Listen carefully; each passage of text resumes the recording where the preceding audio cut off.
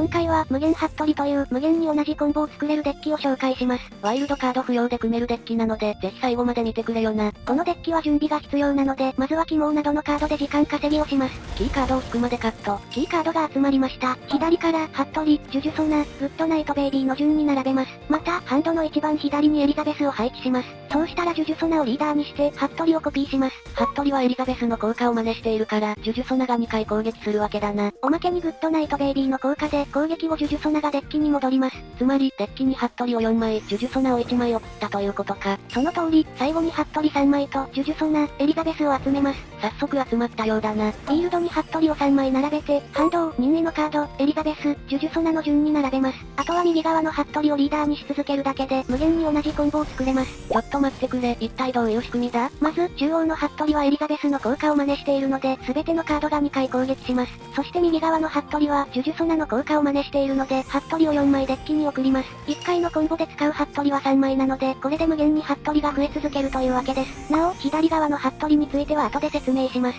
ふむふむ、これを最初に思いついた人は天才だな。だが、今の環境って人形使いデッキが最強なんだろ？このデッキを使う意味って何なんだ？このデッキの強みは、今画面に映っている、浄化者という敵の影響を受けない点です。浄化者は全勝基地の最終盤で登場しますが、人形やシールドを消してきて厄介です。しかしこのデッキは特殊なバフを一切用いないため、その心配がありません。なるほど、人形使いに頼っているとクリアが難しいステージを補えるんだな。その通りです。それからハンドの左側に鋼鉄強戦士ジークを置いておけば、敵に倒されそうになった時に、左側の服部をリーダーにすることで不死身になれます。それは素晴らしいな。難しいダンジョンも最悪ゴリ押しでクリアできる分、持っておいて損はなさそうだ。ところで、今はハンドの左側に王妃を置いているが、これはなぜなんだ？それは王妃が全体攻撃カードだからです。左側の服部は王妃の効果を真似するので、全ての敵を攻撃してステージを効率よく進められます。これについては、この後のデッキ紹介で詳しく説明します。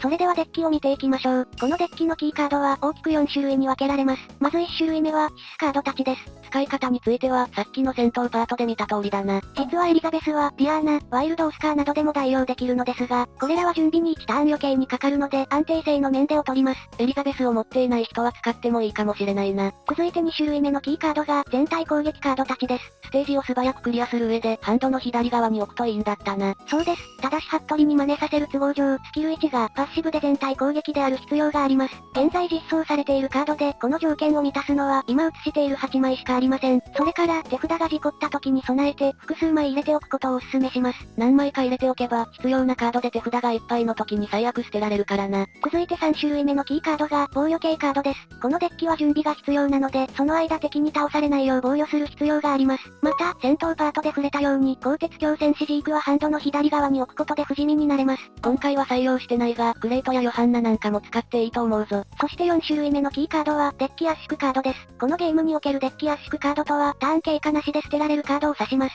デッキ圧縮カードを編成することで、デッキの実質枚数が減るため、キーカードを引く確率が上がります。持っているならなるべく入れた方がいいな。残りは服部の攻撃力を上げるカードや、トリックを獲得するカードを入れています。このチャンネルではトリプルファンタジーの解説をしています。更新は不定期なので、動画を見逃さないようチャンネル登録をお願いします。この動画が役に立った人はグッドボタンもよろしくな。それではご視聴、ありがとうございました。